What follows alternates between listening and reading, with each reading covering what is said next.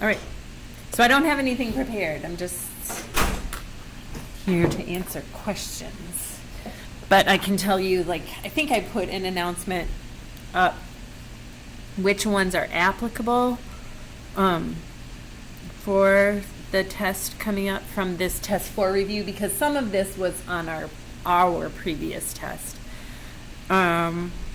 So I think G, H, I, J, K, yeah, L, M, N, O. Yeah, everything from G on, from number 1. So G to the end. Yeah.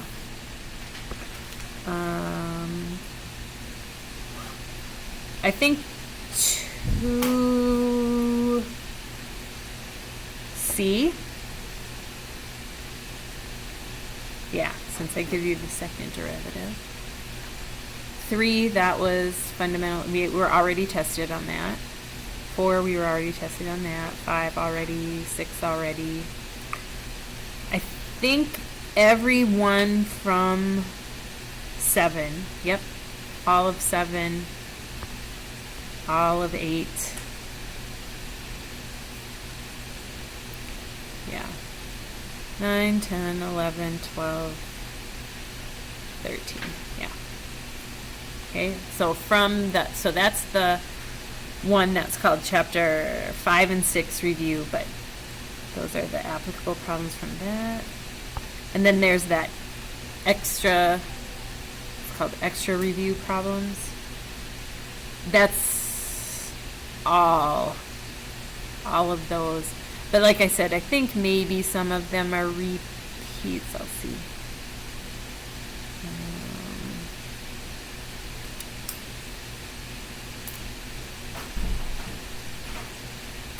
Yeah. All of the ones from the extra review are fair game.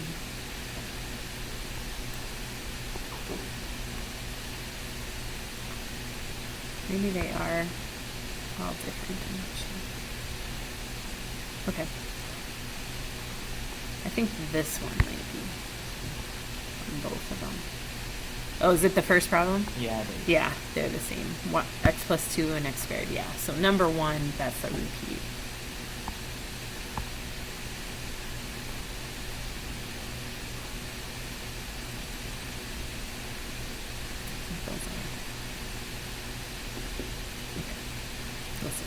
Okay, any questions for me? Want me to pick? Okay. So let's see. So let me pick one. You can have these word problems in the test, so similar to what we had with, like, the base shape is an ellipse. No, I'm not going to do volumes by slicing. Okay. So yeah, that was what he's talking about, is the stuff like at the end of 6.2, right? It was the last few problems where it's like, yeah, the base is parabolic, and when you take cross sections, they're squares or equilateral triangles. Yeah. Nope, I'll only do volumes of revolution. Okay. Yep. And then volumes are not anything for what? Yeah, that's not calculating a that was calculating a volume, but yeah, you have to find volume for pumping liquids. That's one of the steps, right? So let's see. I bet there's some good problems in one. Okay, so do you want to do it like we did today, where I give you like a few minutes to start it, and then we'll go over it together? Like, do you even want to try, like, just not do the whole problem, but just maybe 2 or 3 minutes where you try to figure out, how do I start this problem? Yeah. Okay, so I'll do that, and I'll just pause the video. So can everybody, let's see, I can make this a little bit bigger. Woohoo! Why don't you try, okay, I'm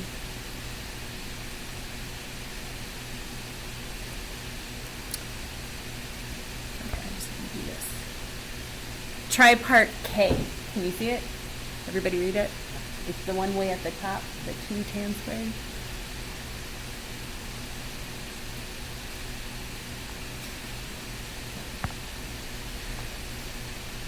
Obviously, we're going to have to use what method? We have to use a U-substitution because it's a product we can't get rid of, and I don't know any function whose derivative is tangent squared times secant squared. And so there are 2 ways to go about this. You could do kind of a 2-step process, or you could choose kind of a big U and do it in 1 step, but either way is fine. So what do you want to choose for U? Anybody else have something different? Okay, so yep, so you could, right, so the 2-step process would be if you just let U equal 2x minus 5 first, and then if you did the 1-step process, you could let it be the whole thing. But so let's go through it with this first, and then we'll see how we could have done it in 1 step. But this is fine to do it in 2 steps. So what that U will take care of is basically that those 2 things, they're like connected to the tangent squared and secant squared. Like the tangent squared and secant squared don't make sense without that. So it's not like tangent squared and secant squared are left over. They're connected to the 2x minus 5. So the only thing that really is left over then is 2dx. Okay, so what's du? 2dx. Okay, that's perfect. So now if we can rewrite it, and so the 2dx is just being replaced by du, and then what's left for the middle? Tan squared u, secant squared u. Okay, but we still have a product that we can't get rid of, so here would be our 2nd step. So you could use V, you could use W, whatever letter. I just don't usually use the same letter. And so what would we do here? So, okay, so if we did tan squared U, that would take care of this. Oh, we could do tan secant, I don't think, because think of when we take the derivative of tan secant, what rule would we have to use? You could change it to cosine, but I'm not gonna yet. But yeah, you would have to use the product rule to take the derivative of tan secant, so it's gonna be too big for what's left over. But isn't the derivative of secant tangent? That's the antiderivative. If W, we're doing dW, which is the derivative. Yeah? No. Really? For real? It makes sense what I just said, or no? Sort of. Okay, so you're right. If it was secant tangent, if I just had tangent secant, like no squares, I wouldn't need a U-substitution. The answer would be secant. Split it up like what?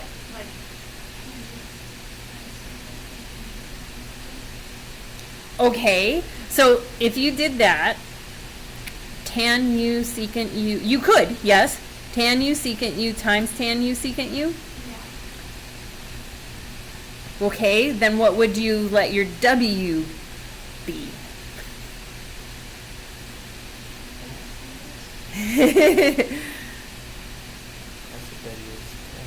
Right, right. Right. So that's, and this was one of the problems on the, like, the stuff that was the U sub extra credit, that's way harder than anything I would put as a regular question on the test. I could put something like that as extra credit. Any of those questions was too hard for just a regular problem for the test. But the one that had, I think it was secant squared cotangent to the 4th. If you, so, and it's a little bit similar to this one. So if I had secant squared x cotangent to the 4th x dx, the thing is cotangent and secant don't go together. Tangent and secant kind of go together. Cotangent goes with cosecant. But this cotangent to the fourth, you could think of as 1 over tangent to the fourth. And for U-substitution, you kind of want to think ahead. So you think, what's something that is already a derivative of something else? So you, like when you said secant tangent, that is a derivative of secant. So if, the problem is if I let u equal secant, I would need a tangent and a secant for the derivative, but I'd still have an extra tangent left. No? Trying to visualize it, I think Yeah, so so we're thinking, so tangent squared, so why can't I let it be tan squared? Because remember, after we say what our W is, then our next step,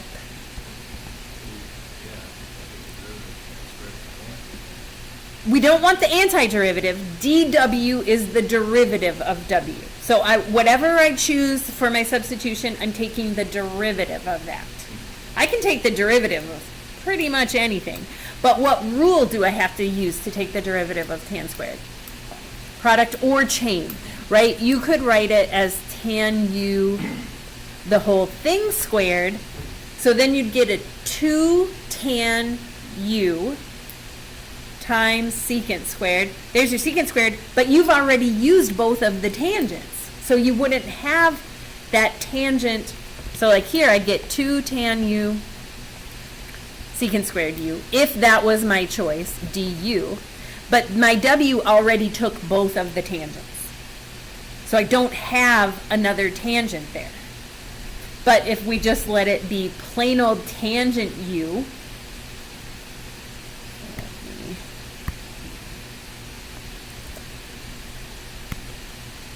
not the squared part, then dw is what? Secant squared u. du. Which is what's here. So when we take the U-substitution twice, it's going to be dw du, not dw dw. Well, it's always, so like when we were doing the chain rule before, so like when we were doing derivatives, so the left-hand side was always d something. The top was what was on the left, and the bottom was what was on the right. So it's whatever letter is on the right. Okay. Yep, and then I would multiply both sides by du. Okay, so secant squared u du is being replaced just by dw. So then what's left for the middle?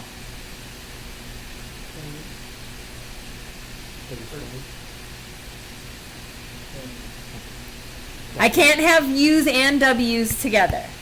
Everything, now that I put a dw there, w squared.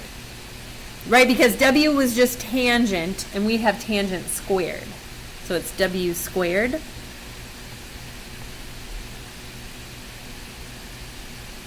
And now it's something that it's easy to take an antiderivative of. That would be 1/3, let's see, w cubed plus c. And am I done? No. What do I have to do? Right, get it back in terms of the original variable. So first w is tan u.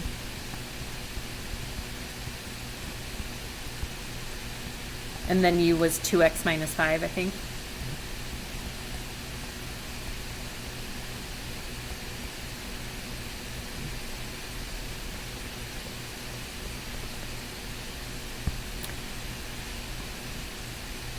Let's see, so Sylvia had mentioned, well, can we go back to sines and cosines? And that sometimes that works. We can see quick. Sometimes it works and sometimes it doesn't. Let's see if that would have worked here. Tan squared and secant squared. And I'm going to start at the u part where we had it in terms of u. So tangent is what over what? Sine over cosine. Sine over cosine. So I'd have sine squared over cosine squared.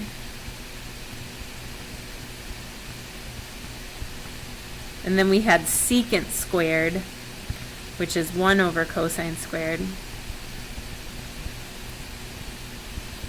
So we'd get sine squared over cosine to the 4th. And this one is just not going to work. I could write like cosine to the 4th in the bottom, but one, I can't let w be cosine to the 4th, because then the derivative of that would be 4 cosine cubed u, and then I wouldn't have any more cosines left. If I let w use up all of the cosines, then I better not get any more cosines from my dw. If I just let it be cosine, then I'm only getting sine u for my derivative. There's no way I can get rid of that sine squared. So sometimes, I mean, this just happens sometimes. Like you try a way with U-substitution that doesn't work. And then usually what that means is a lot of times it means you went too big for your u. Make it simpler. Like the tan squared, like that was just too much.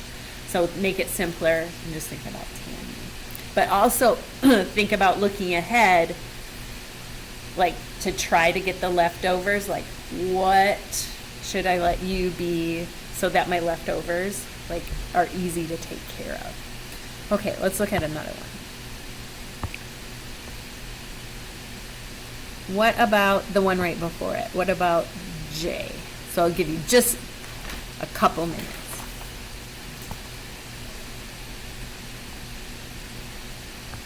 Okay, let's see right here. There aren't a lot of choices here. So what method are we using? U-substitution. There's a quotient we can't get rid of. Well, you could get rid of it, but then you'd have a product you can't get rid of. So it's got to be U-substitution. So what are we going to let u be? Yep, square root of theta. Or theta to the 1/2. Then what's du?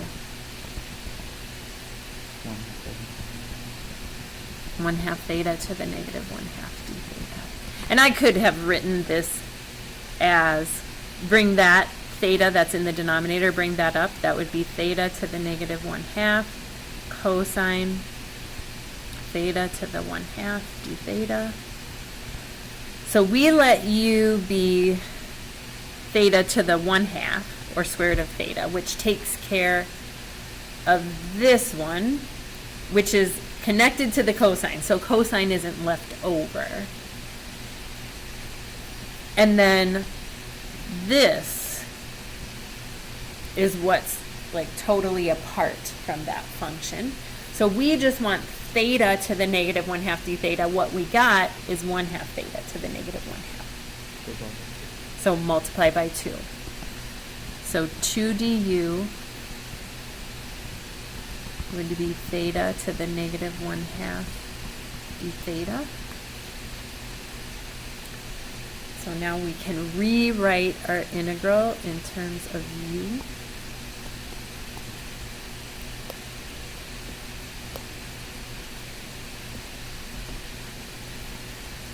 So the theta to the negative 1/2 d theta is being replaced by 2 du. So what's left for the middle? Cosine u.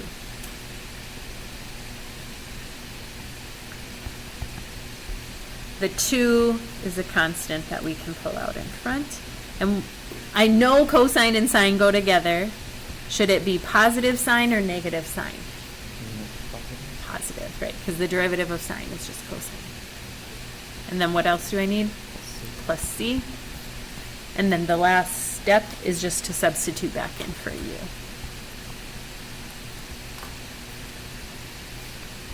And you could either write square root of theta or theta to the 1/2 either way.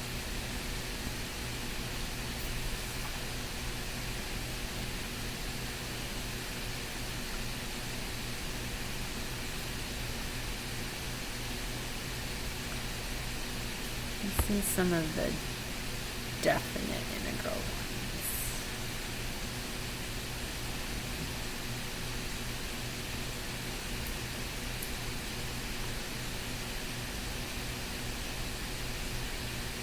Let's look at 7A first. We'll do 7A and 7B, but for now, let's just focus on 7A. Oops, sorry, moving.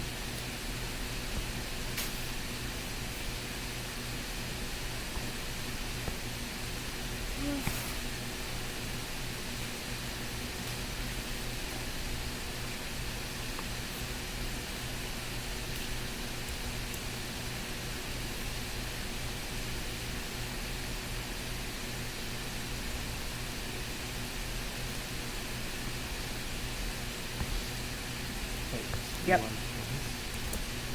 Oh, sorry, thank you. That should not, right. Nope, there should not be 2 dy's. This one shouldn't be there. That should just be 4. Or there shouldn't be one of them.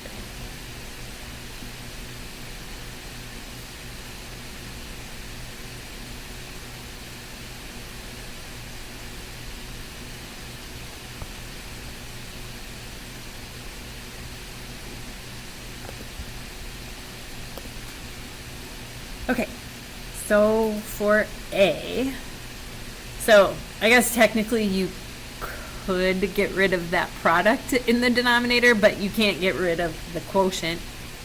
You could write it as you could multiply everything out and get it as 1 parentheses to a power, but that's not going to help you. So it's going to be a U substitution. And what would you let U be? Right. The stuff inside parentheses. Whenever you have parentheses raised to a power, that should make us think chain rule. So that's what your U is. So this right here, that's going to be my U. And I'm going to write that as 1 plus y to the 1/3. So then this and this, that's what's left. And so I need to say what du is. And so what's du? 1/3 y to the negative 2/3 dy. Y to the negative 2/3 is the same as 1 over y to the 2/3. And y to the 2/3, since 3 is in the denominator, that's under the cube root and it's being squared, which is that. It's just, I want a 4, not a 1/3. So you could do it in 2 steps. You could say, okay, well, I'm just going to multiply by 3 to get rid of fractions. And you'd get 3 du equals y to the negative 2/3 dy.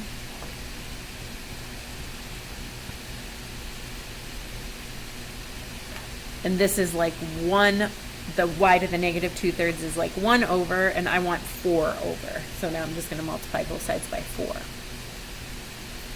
So I get 12 du equals 4y to the negative 2/3 dy. So the du would be, it's still 1 over 3y, or would it be 12 du? Okay. If you were to just do like, what is du? Which one is du? Well, okay. I have to use both sides of that equation, but if I look at the right hand side, that is 4 over y to the 2/3 dy, right? Which is the same as 4 over the cube root of y squared. So 12 du is what's going to take the place of this. Because this is what's left over, and then I see at the bottom that that's equal to 12 du. Does that? Yeah, I was just wondering, because like, you know, in some of the frequencies, you asked like, what is du? So I was wondering which one would be considered du. Well, technically this one is du, but that's not, it doesn't really help us. Right, yeah.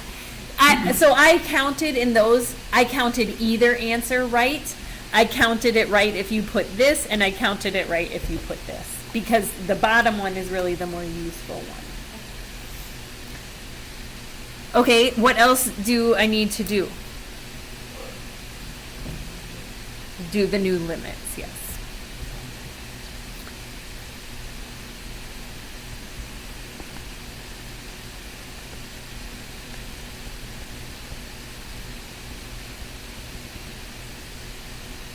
Okay, so here, the top was y equals 8. So if y is 8, what's u? Yeah, because y to the 1/3, but well, we have it there. It's the cube root, and the cube root of 8 is 2, so we'd have 1 plus 2. And the bottom, it was y equals 1, and if y equals 1, u equals what? 1. Oh, 2. 2, right, because we have that 1 plus out in front. Now we're ready to write the integral completely in terms of u. Okay, so my bottom limit is 2, my top limit is 3. And then the 4 over y to the 2/3 is being replaced by the 12 du, so that's at the end, the 12 du. And so then what's left for the middle? U squared? Right, u to the -2 since it's squared in the denominator. So either 1 over u squared or u to the -2. And it's maybe easier to have it like this for taking the antiderivative. So the 12 is just a constant that comes out in front. And then the antiderivative of u to the -2, the new power is -1, and then the reciprocal of that out in front, and then going from 2 to 3. So I'm going to multiply the 12 by the negative. So I get -12, and then now when I plug in 3, I get 3 to the -1 or 1/3 minus 2 to the -1 or 1/2. Common denominator is 6. So I'd have 2 6 minus 3 6, which is -1 6. Which is +2.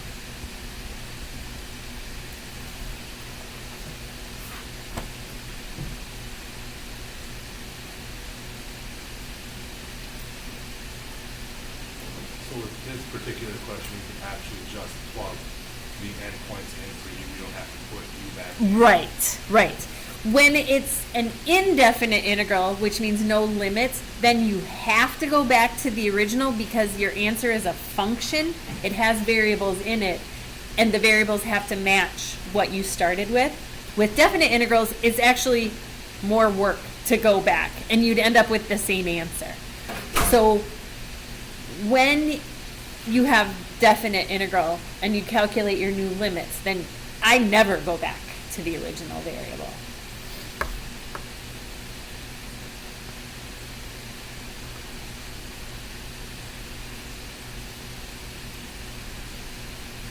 Okay, so let's look at, we'll look at B, but first I just want to say, what if this 1 plus cube root of y, what if it wasn't squared? What if it was just 1 plus cube root of y in parentheses?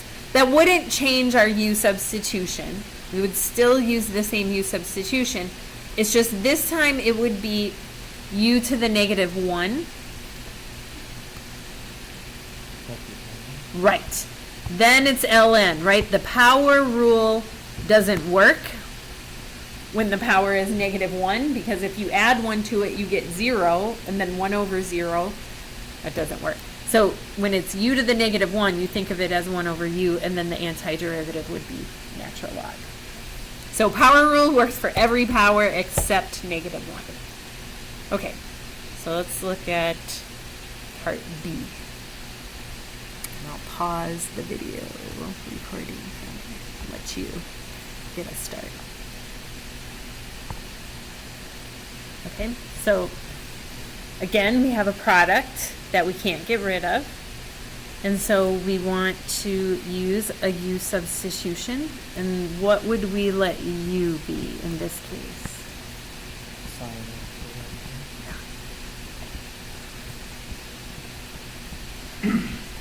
If you wanted to do it like a two-step process, you would first let the U just be theta over 3, and then after you do that, then you'd have to do another U-substitution because you'd still have sine cubed times cosine.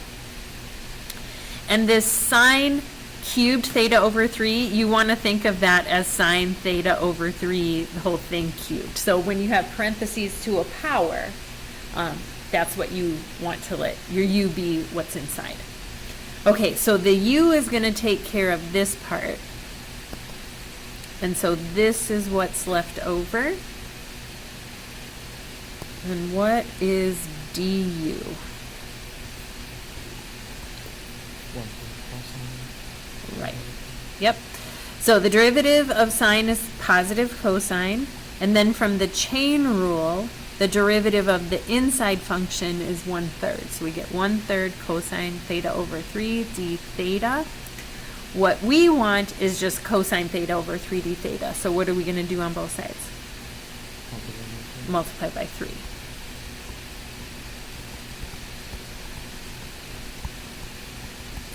And then what else do we need to do? New limits.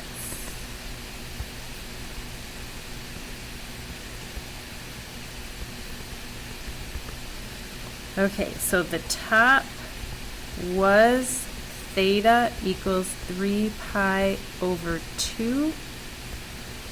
So I'm going to write this one out. So sine, so if I do 3 pi over 2 divided by 3, that's the same as multiplying by 1/3, so the 3's cancel. And so I would just get sine of pi over 2, and what's sine of pi over 2? 1. And then the bottom, so it was theta equals pi. So u is sine of pi over 3, which is what? Root 3 over 2. Okay, so now we're ready to write the integral in terms of u. So the bottom limit is root 3 over 2. The top limit is 1. The cosine theta over 3 d theta is being replaced by 3 du. So what's left for the middle? U cubed, right? Because u is just sine to the first. So the 3 is a constant we can bring out in front. And then the antiderivative of u cubed, 1/4 u to the 4th. And this is going from root 3 over 2 to 1. I'm going to do the 3 and the 1/4 together. So I'd have 1 to the 4th, which is just 1, minus root 3 over 2 to the 4th.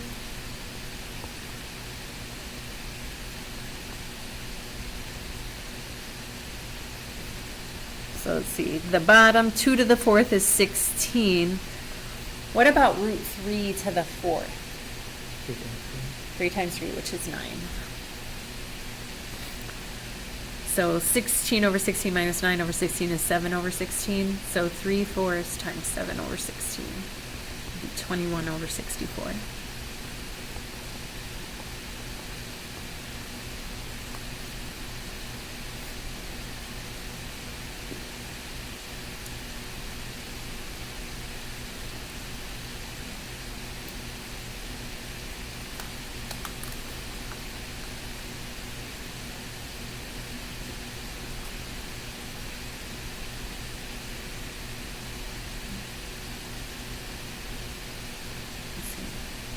You want to try a volume of revolution problem?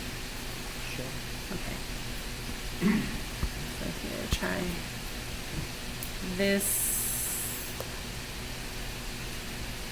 Fine, do it, just do it about that, let me think.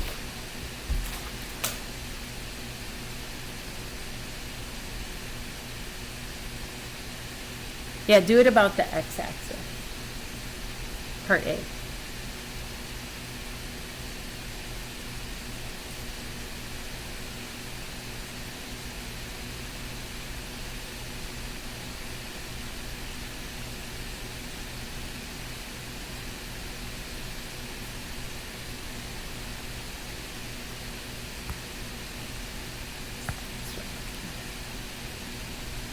Okay, so I just did, here's the reflection down underneath the y-axis if we're revolving about the x-axis.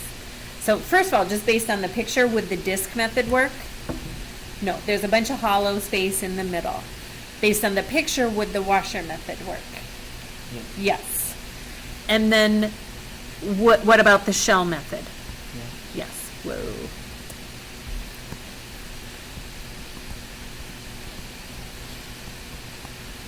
Let's talk about the washer method.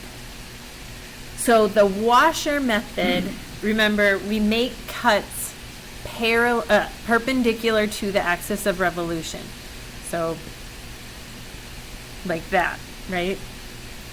So I would get, oops, I would get like a washer here.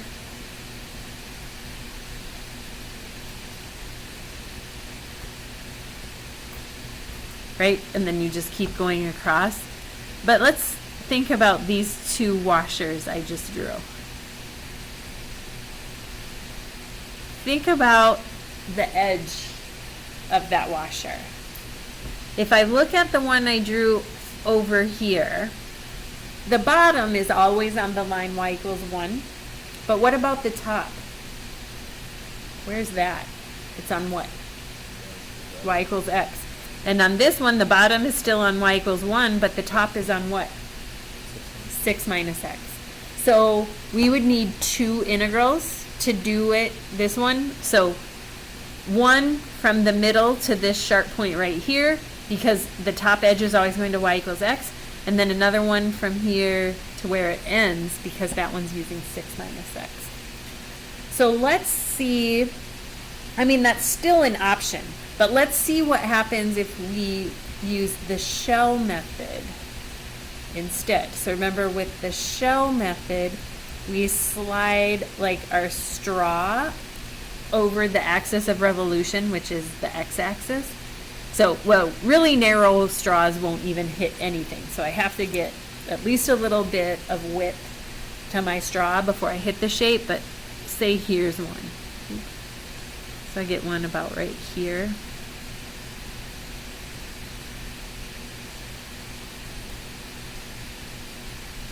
And then you could make your straw a little bit wider. You could get one out here.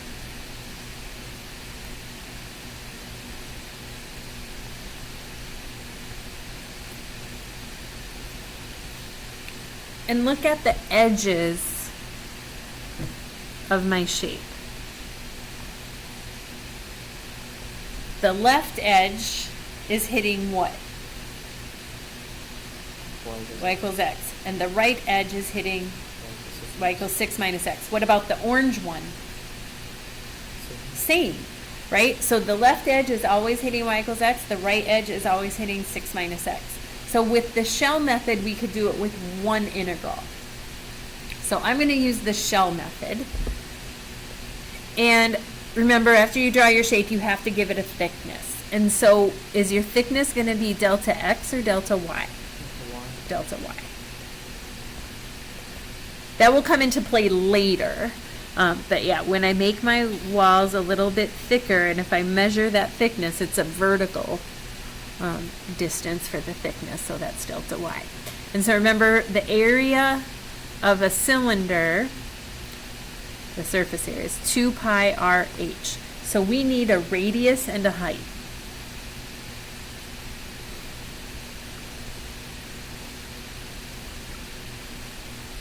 Okay, so I'm going to label my points. So I'll call this one x1, y1. And this one, when I label the second point, which coordinate do I get to reuse? Yeah. The y, right? They're at the same height. So this would be x2, x1, x2, y1. Okay, so what is the radius?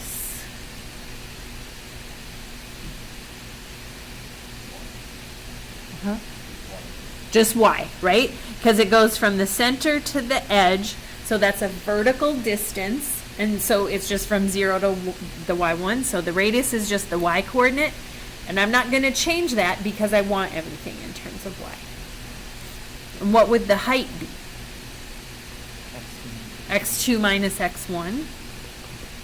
Now I worry about getting it in terms of the right variable. First, I just worry about what it is in terms of those points. Then I worry about getting it in terms of the right variable.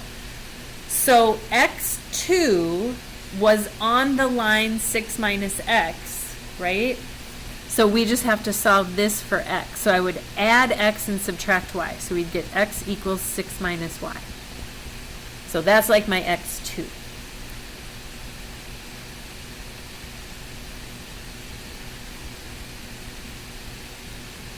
Minus, and what would x1 be?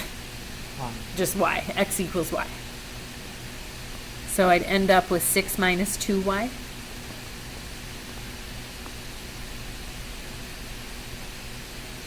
So then the volume is the integral of 2 pi, radius is y, oops, height is 6 minus 2y, dy, and what are my limits? Y goes from where to where?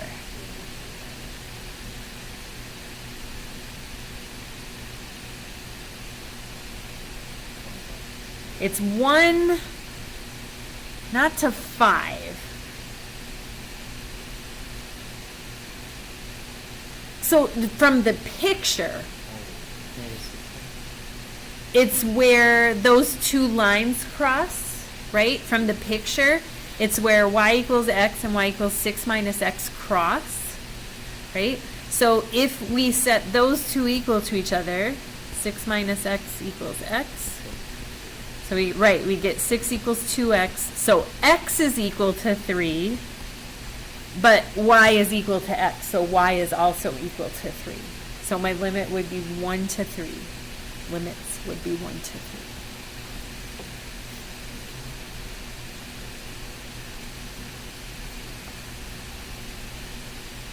So the 2 pi is a constant we can bring out in front, and then what should we do in the integral? Distribute. I get 6y minus 2y squared.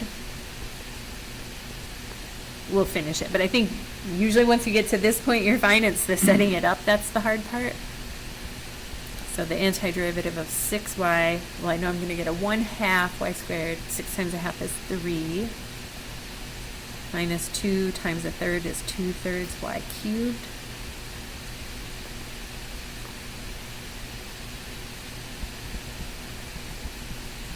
So 3 times 3 squared is 27. Minus 2/3 times 27.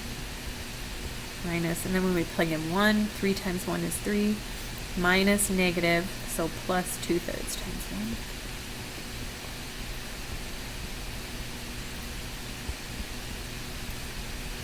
So 27 minus 18. Minus 3 plus 2/3. So that's 27 minus 21 is 6. Plus 2/3, 20/3.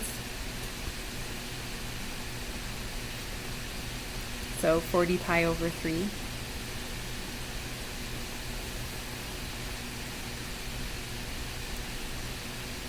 Oh, I got it.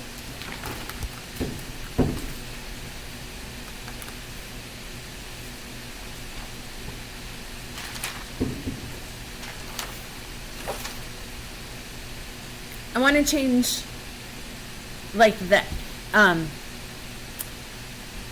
what we're revolving around and see how that would change the problem. I'll just draw it down here. Actually, I'll just redraw it.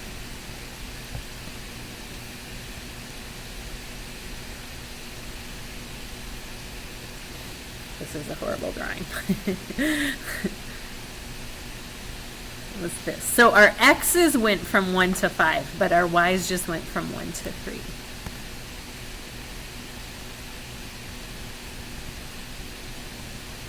What if I said revolve it around the line x equals 6?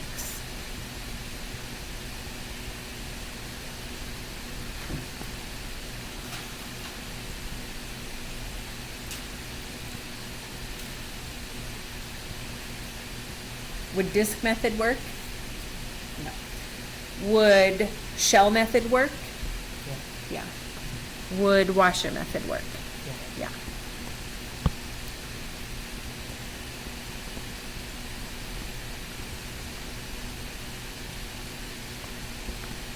Okay, so let's look at the shell method. So again, really narrow straws aren't going to hit it ever. Once I get a little wider, I will start to hit the shape. So I could get one there.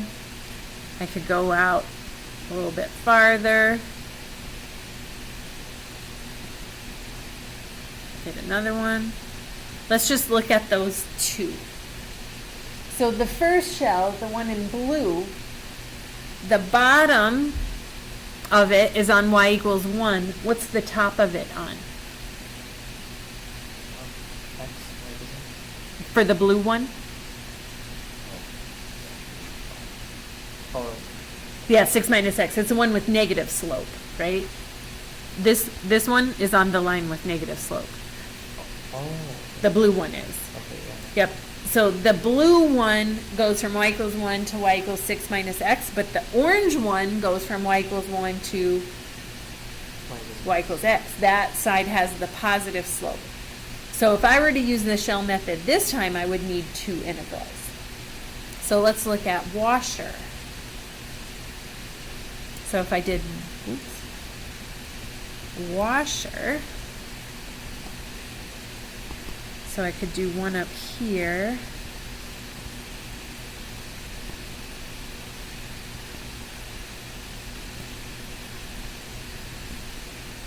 That's so ugly. And then I could do one like down here and get kind of a thicker washer. Ooh. Look at the edges. I'm sorry, my picture is so horrible. But look at where the edges of my washer are going. So let's just focus on the purple one for now. So the outer edge of the purple one is on which line? Y equals x. And the smaller circle is on 6 minus x. What about the one I drew in orange? The outer circle is on y equals x, and the inner one is on 6 minus x. So it's always the big one is on x, and the small one is on 6 minus x. So this one, if we did the washer method, we could do it with one integral, but the shell would require two. So this time, washer would be the way to go. Let's just identify, like if we were filling in the table, but only for washer method. And let me get rid of that orange one so we can focus just on the purple one. So remember, the formula for washer is A equals pi times big R squared minus little r squared. So we need to identify the big radius and the small radius. Well, this also depends on, I mean, what they're going to look like depends on the thickness, which variable I need them in terms of. Okay, Yeah, delta y. There's the thickness to my washer. Which goes straight up and down from the shape.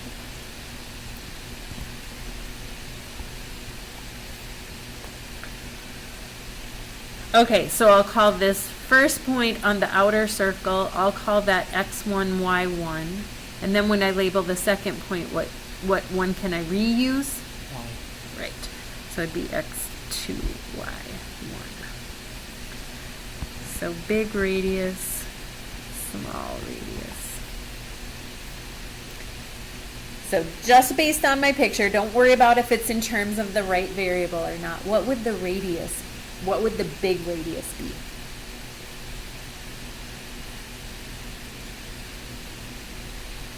Y. 6 minus x1, right?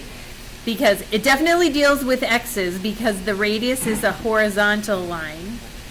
And the big X is 6 and the small x is x1. So it'd be 6 minus x1. So what would the small radius be? 6 minus x2. But everything needs to be in terms of y. So what can I put in place of x1?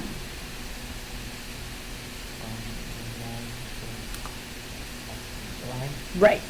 This was the line x equals y. So we would get the big radius equals 6 minus y. And then for the small radius, we'd have 6 minus 6. Right, it came from y equals 6 minus x. And if we solve for x, we get 6 minus y. So if you distribute the negative, you get 6 minus 6. They cancel, minus negative y. So you just get the little radius equals y.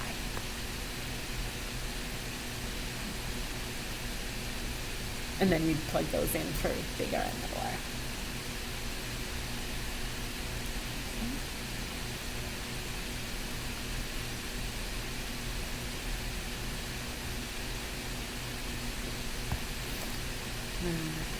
Oops, sorry.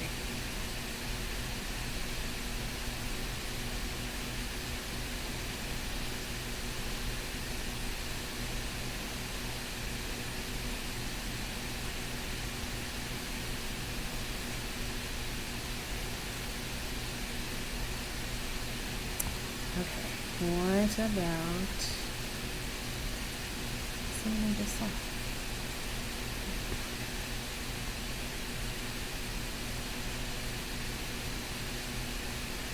How about problem 6?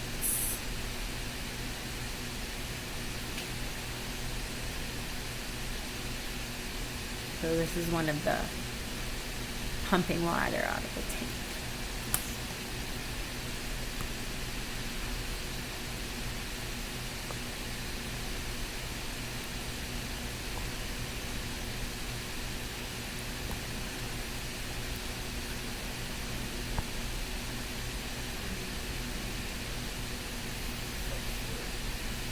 Okay, so remember when we're finding work done, whenever we're finding work, the thing we should always keep in mind, whoa,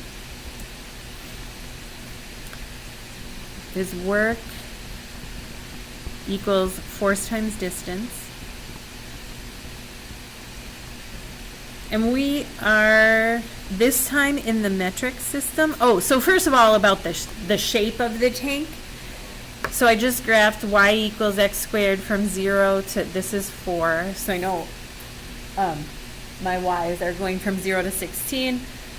So I just graphed the parabola and then it's like made its reflection on the other side, which is basically like graphing the original parabola. So our tank is just in the shape of a bowl.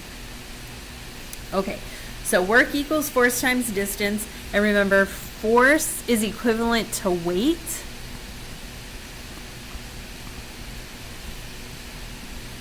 And if we're in the metric system, weight is measured in newtons.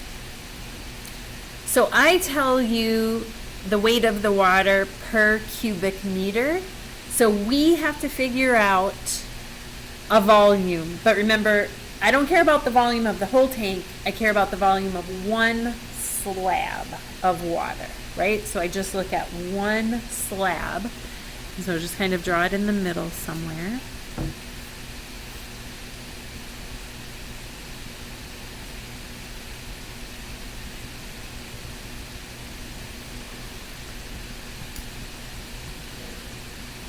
So what is the shape of that slab?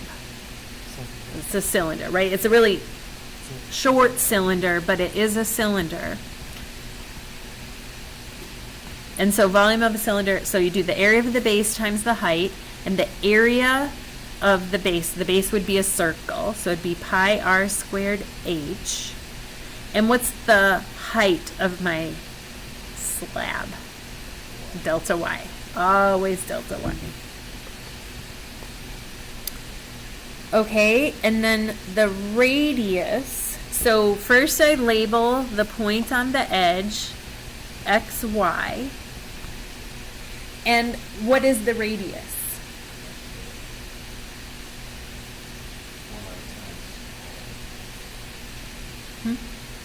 X, right? Our radius just goes from here to here. It's a horizontal line, so it's just the X coordinate. So the radius is just X, but since my height is delta Y, I need everything in terms of Y.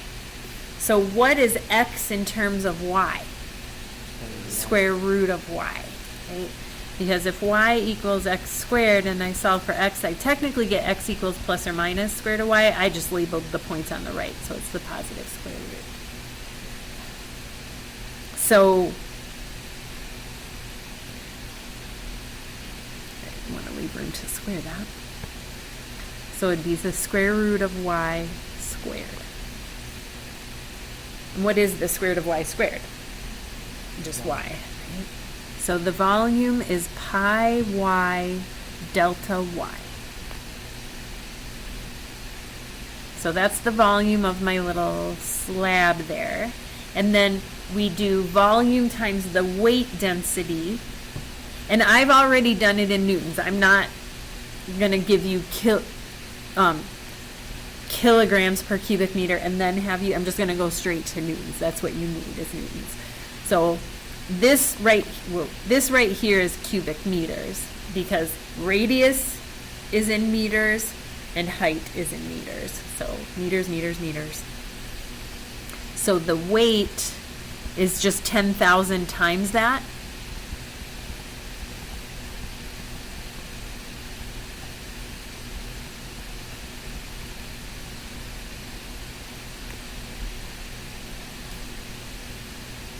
And weight, remember, is equivalent to force. And work equals force times distance. So now I know the force for the slab. Now I just have to do the distance for the slab. So what is the distance that I have to move that slab? 16 minus y. It's always the pumping level minus y. And we're just pumping it to the top, which is 16. So then the work is the integral of force times distance. So 10,000 pi y. The delta y turns into dy and goes at the end. And then the distance is 16 minus y. And what are the limits on my integral? 0 to 16. So the 10,000 pi is a constant that can come out in front.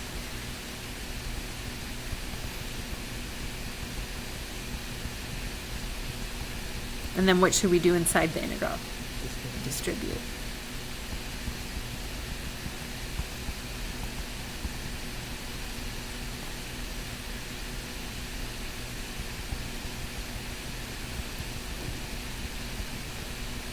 So 16, and then I'd have times 1/2, so I'd get 8y squared minus 1/3 y cubed.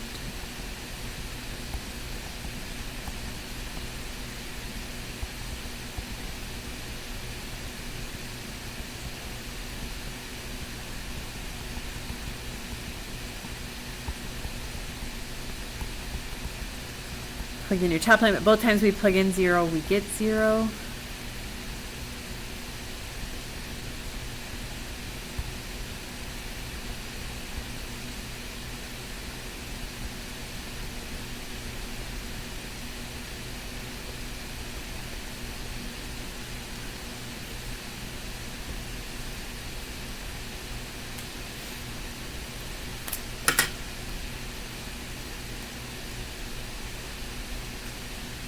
I was just trying to do as much without my calculator as I could, so you could just go straight to your calculator.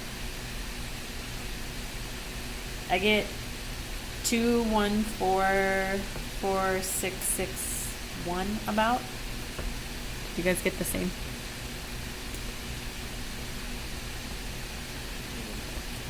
Okay. And that would be 2144661 what? Newton meters are joules.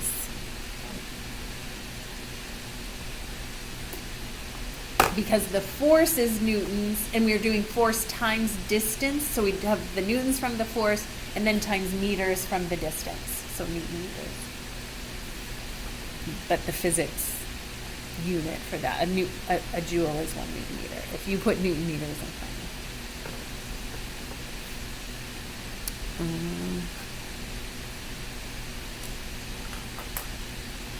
How do you guys feel? Good. Is there something else you want to look at? Was there something from WebAssign that was hard? Something...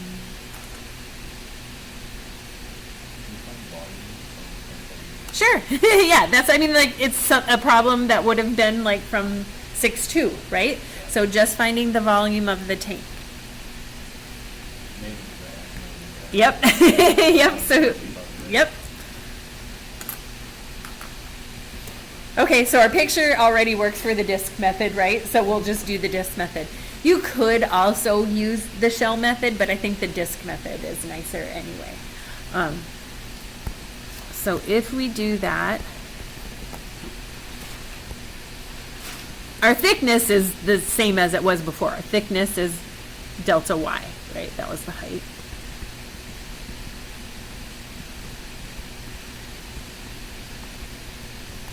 And then if we're doing the disk, area is pi r squared.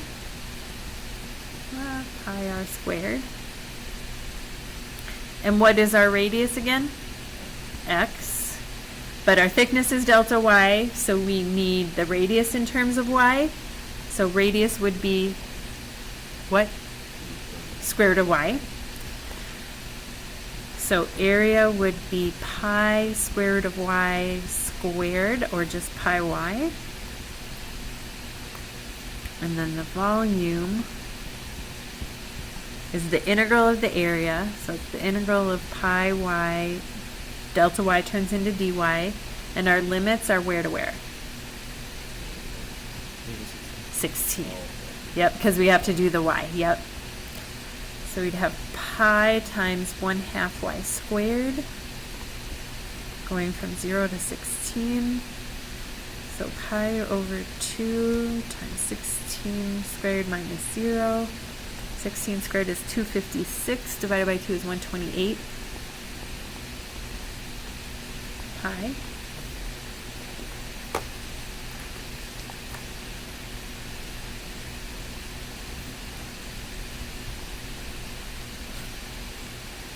So we've done U-Substitution with both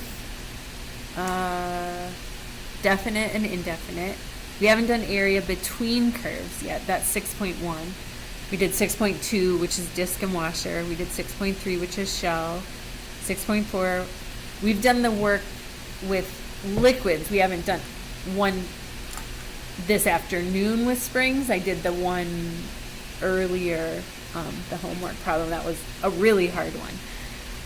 And then average value, which I think is probably the easiest section. The stuff we did today was probably the easiest section of the whole test material.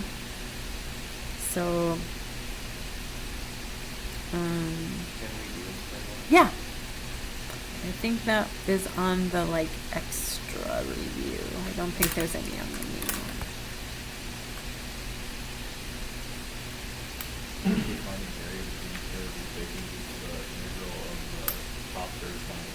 Yep, yep. So we're just gonna, so we'll come back to that spring problem, but let's, I think I had some, maybe that wasn't, yeah, okay, wait, I think it might be in this one then. Okay, so if I asked you to do this problem that I have numbered 24, I think I kind of put a couple reviews together, and I told you to find that area, how many integrals would you need? 3, right? Because over here, the top curve is y equals negative x plus 2. So the top is the line, the bottom is the parabola, and so that would go from 0 to negative 1. And then from here to here, now you have to switch because now the top curve is the parabola and the bottom is the line. And then you'd have to switch again from 2 to 3 because now the line is the top curve and the parabola is the bottom. So it is always top minus bottom, but here, since they switch, you need a different integral for each part.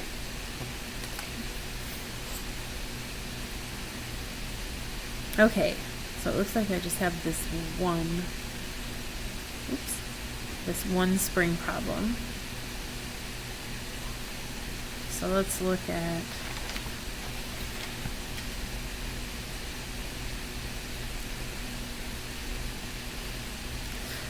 this is fine, but maybe I'll get one from WebAssign where you actually also have to find the spring constant. Here I tell you don't have to use the spring constant, just leave it as K in the problem. So we'll look at one where we have to find K. Okay, so I'll pause it while you guys get this written down.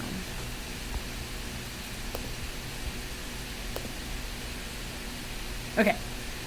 So it says what its natural length is, and it says compare the work done in stretching it from 12 to 13 meters with the work done in stretching it from 13 meters to 14 meters, and the work done in compressing it from 10 meters to 9 meters. So every single one of these scenarios, it's just changing its length by 1 meter, but we'll see how the work changes as we get farther away from its equilibrium length. So, work is the integral of force. Is force and distance. It's just that in these spring problems, the distance is the dx. Before, the delta was part of our force, like the delta y was part of the weight, which was the force. Here, the delta x is our distance. So we're just, for the spring, we're just integrating kx dx. Always integrating kx dx for springs. It's our limits that we need to worry about. And in this one, they just say just use k. So if I'm doing the first part, stretching it from 12 meters to 13 meters, what are the limits on my integral? 0 to 1, right? It's not 12 and 13. It's how far beyond equilibrium you're going. So k is a constant that just stays there. The antiderivative of x is 1/2 x squared. So we get k over 2 times 1 minus 0. So we just get k over 2. So this is for, and this would be joules, I guess, for 12 meters to 13 meters. So what about the next, 13 to 14? Right. No. 13 to 14? 1 to 2. Oh. Right. Yep. Yep. Right, you're like skipping. Yep. Okay, so the k is a constant that stays out in front. I still get 1/2 x squared. So k over 2, and this time I have 4 minus 1. So I'd have 3k over 2. Again, that would be joules. And that's for 13 to, for 12, oh, yeah, 13 to 14. So, like the work changes by a factor of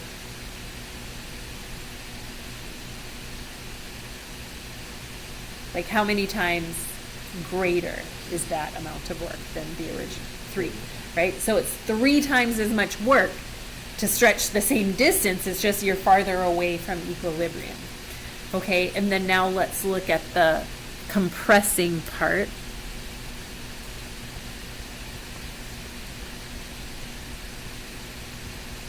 And so I'll be technical here, that if 12 corresponds to 0, what does 10 correspond to? -2.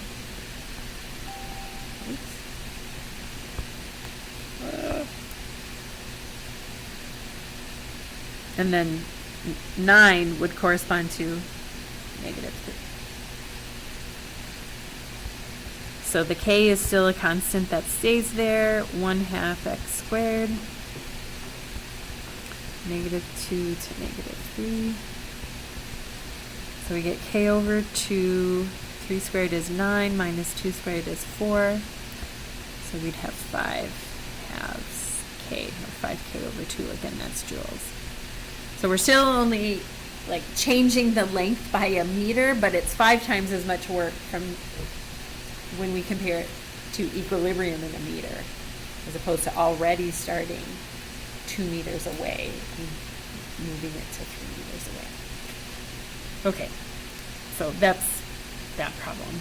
But let's look at one where we have to find the spring constant and do the work. So a spring has a natural length of 12 centimeters. A 30 Newton force is required to keep it stretched to a length of 30 centimeters. How much work is required to stretch it from 12 to 21? Okay, so work for a spring is always the integral of kx dx for whatever our limits are. This time we have enough information to find k, that first half of the second sentence. So F equals kx. And so what do I do with the 30? Yes. So first, yep, you're a step ahead of me. The 30 goes in for F. That's a force. And the 30 centimeters we change to meters because newtons is kilograms times meter per second squared. So you have to keep the units consistent. So 30 centimeters is 0.3 meters. That's our x, not our k. And so divide both sides by 0.3. And I think that's 100 then. Right?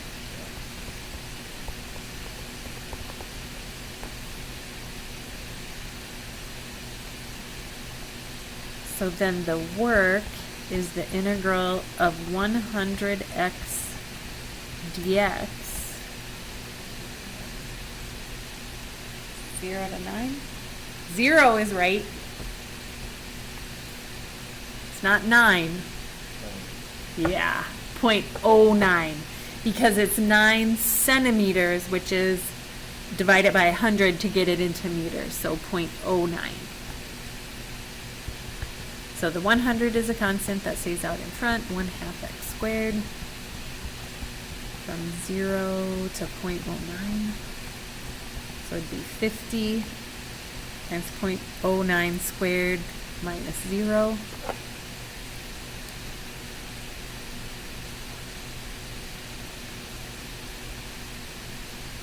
So 0.405.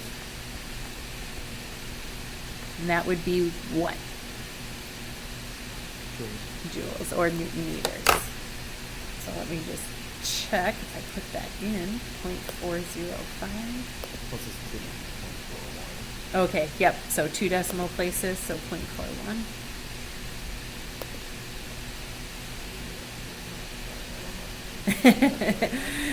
Okay. What? 12 centimeters, 30 Newton force. To keep it stretched to a length of 30 centimeters. Right. Stretched to a length. They didn't stretch it 30 centimeters. How far beyond its natural length did it go? I'm glad we checked this. Oh, that's maybe next Yeah, stretched. Not, they didn't stretch it 30 centimeters. They stretched it out to 30 centimeters. Yeah. So its natural length was already 12. We only stretched it another 18 centimeters, so 0.18.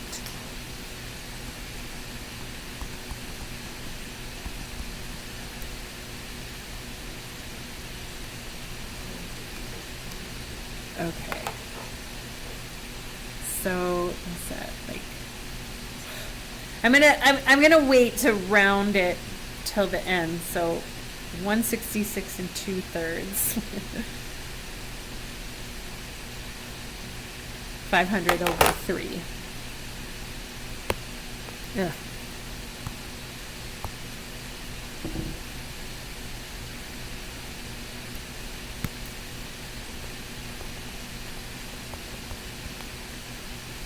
So if, say you made the mistake I did on the test, like if this was an 8-point problem, maybe -2, so you'd still get like 6 points.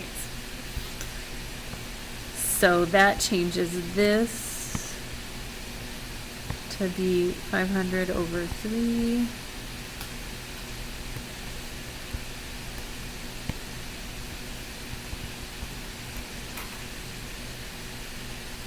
So that would be, let's see, I'm just going to call that 500 over 6 times 0.09 squared.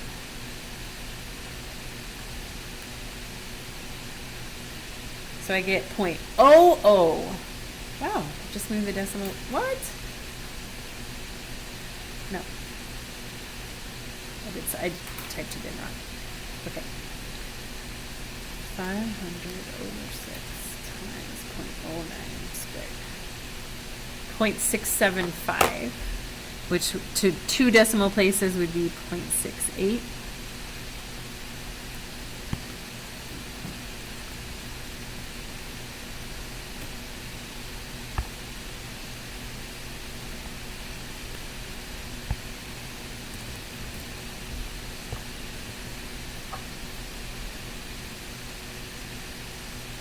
Okay. No, it's right.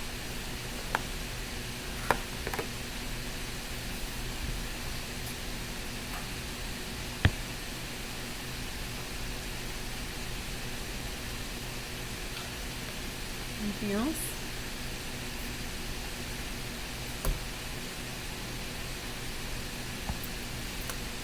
I'll bring up the review again, see if anything looks, you think anything looks tricky, and I'll do it.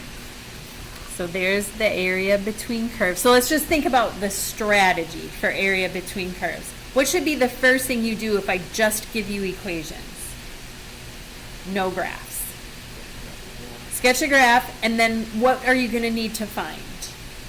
The points of intersection, right? So, right. So, yes, you will have to identify the top and bottom function, but the points of intersection are going to be really important for your limits on your integral. So you need to figure out where the graphs cross. And that's just setting the two, like, right-hand sides equal to one another, right? So find the points of intersection. Even if I don't ask you to draw a picture, like, you don't get points for it, but it probably helps you set it up, right? And here's the thing. If you don't finish the problem, but you draw a picture and you got it right, that's, I like give a point for that. So it's at least partial credit. I'm not going to take points off for drawing a picture, right? But you might get some extra credit. Here, the cylindrical pool, you're pumping water out over the top. So this is similar to problem 3. But why is it easier than problem 3? Same. Right, your shapes are the same, your slabs of water are the same all throughout. So kind of like the one in group work, where you didn't have to get the volume in terms of y. It's just going to be the same volume for every slab. And then we did 4. This particular average value, how, when you integrate that, what method would you need to use here? For 5, I'm sorry. So average value, remember, 1 over b minus a, integral from a to b of that function. How would you integrate that function?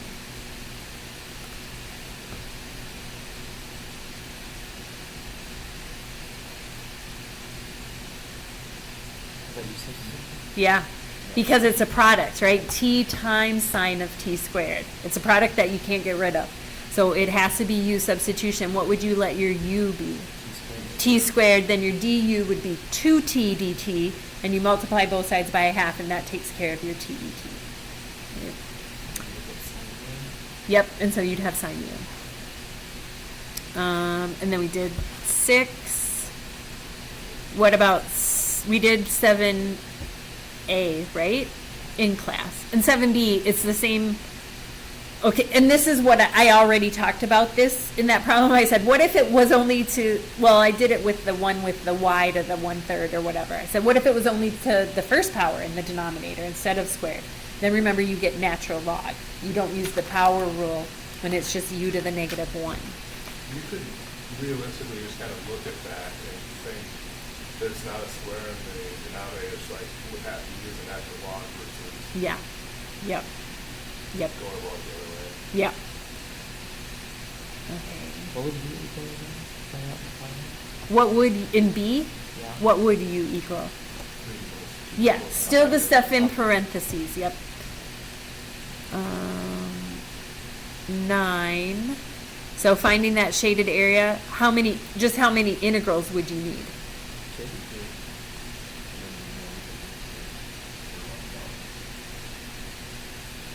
only one point of intersection where we can work. And do they, right? It's only one point of intersection. And does it change after that which function Oh. is the top and which one is the bottom? No, so you could do it with just one. Go all the way from -1 to 1, because the red one is always on top and the green one is always on bottom. I mean, I wouldn't count it wrong if you did 2 integrals, because as long as you use the red curve as the top function both times, I wouldn't count it wrong, but you only need 1 integral. If you did it two, then You would end up with the same answer, yep. With the ones from -1 to 1? So then if you did it with 2, the first one would go from -1 to 0, and the second one would go from 0 to 1. Okay, and then we said 24, you need 3. This one, so region in the first quadrant bounded on the left by the x-axis, below by the line. So it would be this. Okay, let's look at this picture. The solve the initial value problems, all that means is you find the original function. I'm giving you the derivative. You want the original. Take the antiderivative, and then what do these things at the end help you with? Yeah, that's what you use at the very end to solve for C. So you'll get some answer plus C, and then you'd plug 0 in for x, 0 in for y, and solve for C. This one you'd plug 0 in for theta, pi over 8 in for r, and solve for C. So let's look at the picture for this number 10 though.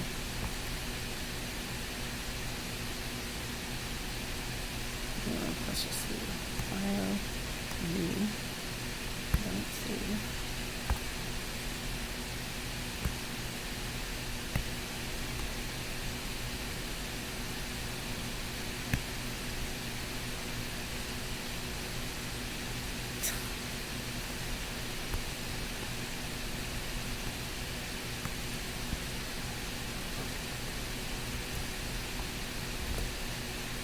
Okay. Bounded on the left by the y-axis, below by the line y equals x over 4.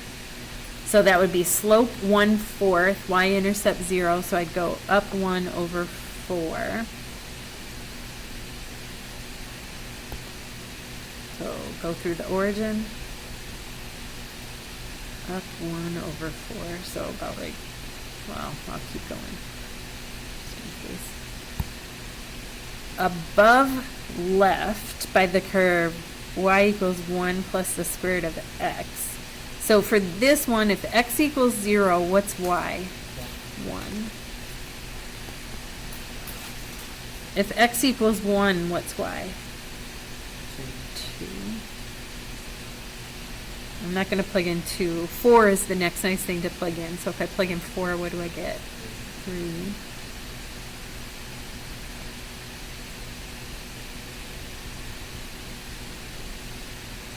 And then above right by the curve, y equals 2 over the square root of the x. Okay, so we can't plug in x equals 0, right? That would give us 0 in the denominator. So what if we plug in x equals 1? We get 2. And I'll plug in 4. What do we get when we plug in 4? 1. And so it's going to have a vertical asymptote at 0, so it's going to go up like that. And I'll make this. Okay, so bounded on the left by the y-axis, below by the blue line, so the blue line is like the bottom of it, above left by the green, so this is like the top left, and then above right. So it is that You see that? And we want to find the area of that. Could we do it with one integral? Do we always have the same top function? No. Where are we going to have to switch? At 1, right? So we would go, oops. We would do one integral from 0 to 1, because that's where those two cross. And the green one is the top. So we would do, the top function is 1 plus square root of x minus the bottom function is x over 4. And then we'd go from 1 to 4, where the top function is 2 over the square root of x minus the bottom function is x over 4. Okay, let me just write it. So we would do, the first integral would go from 0 to 1. And for that part, so for right here, the top function is the green curve, which is 1 plus the square root of x, minus the bottom function is the line, x over 4. Then, now I have a new top function. So now I'm starting at 1, and I'm going until these two cross, which was at 4. And now the top function is the orange graph, which was 2 over the square root of x, minus the bottom function is still x over 4.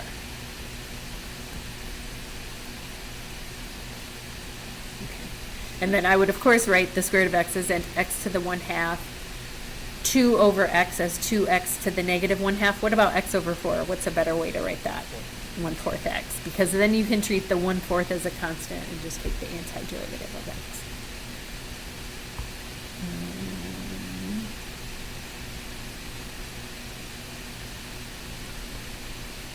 What about 12? Okay. 12a, yeah. Only a.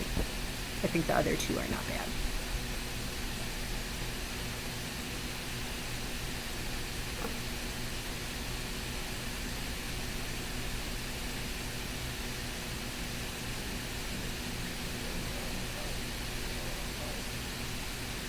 No, this is like, it's, oops.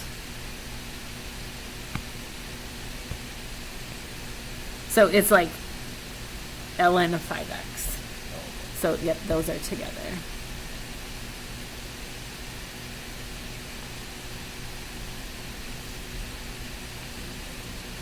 You have to use U-substitution because it's a quotient that we can't get rid of. So, what would we let U be? This one's tricky.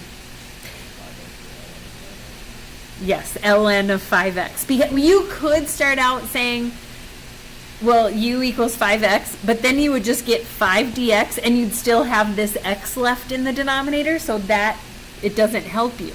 So if you let u equal ln of 5x, then this is what's left over. What's du? 1 over 5x, yep, and then by chain rule times 5 dx, and then the 5's cancel, and we get 1 over x dx, which is exactly the same as dx over x. So it'd just be the integral of the 1 over x dx, that's being replaced by du, so what's left for the middle? U. Just u. And what's the antiderivative of u? 1/2 u squared. What else do I need? Plus c. And then substitute ln of 5x back in for u.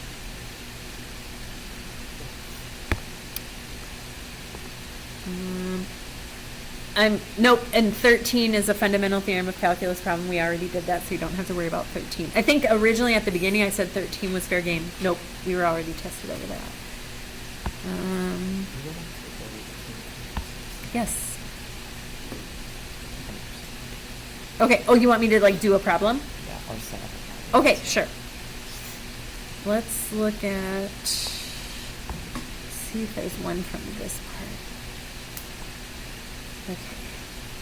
So we did a bunch of U sub 2, 3, 5, 6, 7. Okay. Let's actually look at B. 8B. And it was, I think, at 1B on the other test review.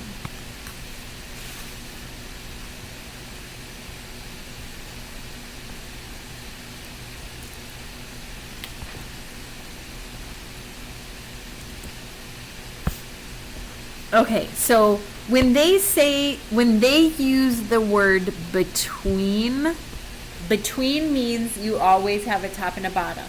If they just said find the area under the curve, then we just set up the regular integral. And you could have negative answers if they just say find area under the curve, but between, you can never have negatives. Okay, so the first thing I'm going to do is look at a graph. So what about if I plug in x equals 0 here, what do I get? 0. What if I plug in x equals 1? Yeah, minus 6.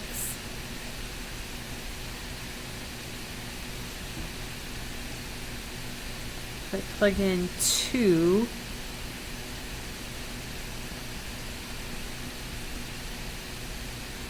negative 12. It's getting really low. I think what I'm gonna do, maybe change my scale, because this would be what, negative 12. What did we have? Negative 6. Maybe I'll go by like 3s or something.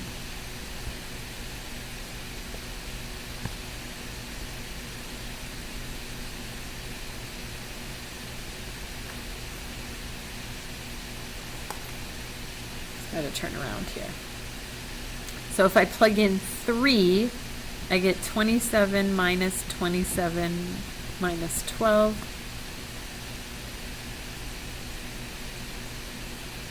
If I plug in 4, I get 64 minus 3 times 16 is 48.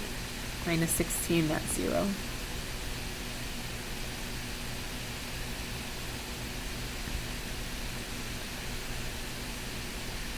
We should also go backwards. So if I plug in x equals negative 1, there's a better way to do this. I'll talk about it in just a minute. So I get negative 1, y equals negative 1. No. Nope.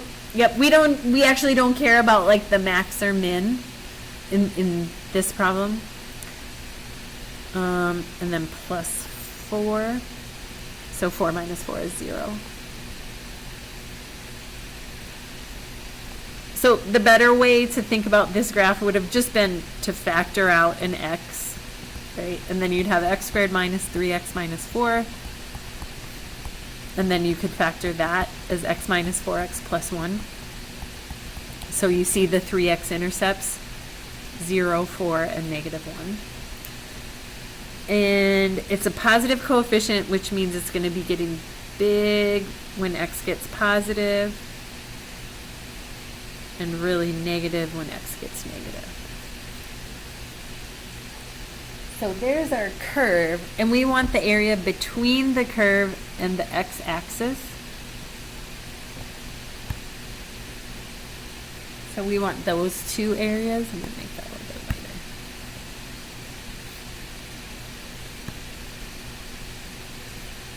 And so how many integrals do we need? 2. So the first one is going to go from where to where? Negative 1 to 0. And in that part, which one is the top curve?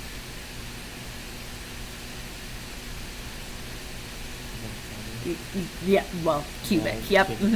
Yep, the polynomial. So x cubed minus 3x squared minus 4x. And then technically minus, what's the bottom curve? 0. And then the second integral is going to go from where to where? 0 to 4. And this time the top curve is what? 0. Minus, and now the whole cubic.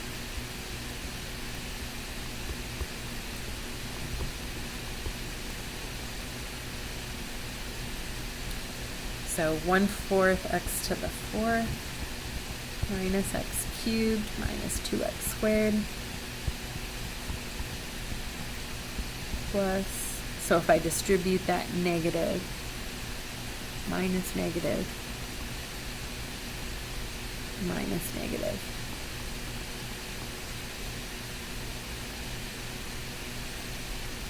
So I'd have negative 1/4 x cubed, x to the 4th, plus x cubed plus 2x squared.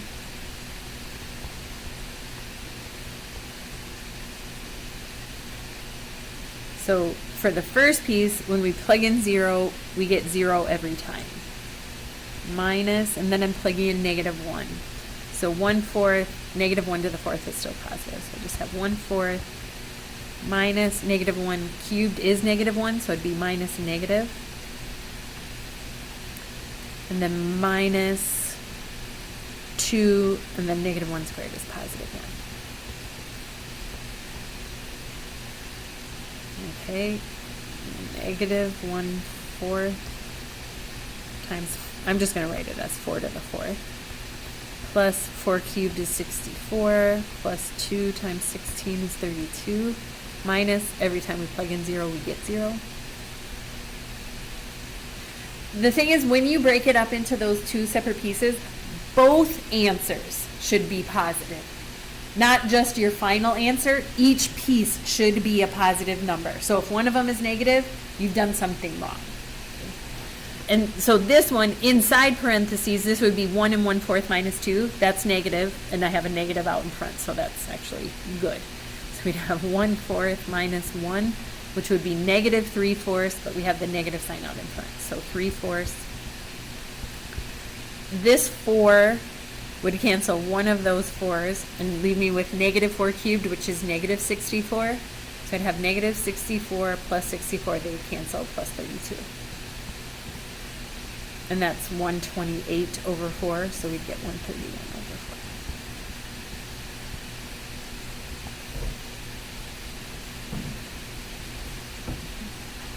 So yeah, these area between curves thing, you really want to draw the picture first, I'd say. Why do you think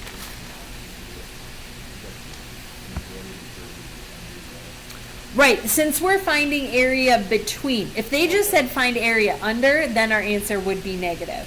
When they say between, right, between is positive, and because we're always setting it up as top minus bottom, so if you always have the big number on top subtracting a smaller number, you will always get a positive. The big number minus the small number should always be positive. Yep. Let's see. We've already done that one. We did that. We've done that. You did number 3. Yeah. From, From the cone one. okay. When did I do that? I did it, did I do it yesterday? What number is it? The cone one. I thought I did it this morning. Yeah, we did this one. Yeah, and I have, hang on, let me pause this. I posted the video. That's on the picture you running as well? Yeah,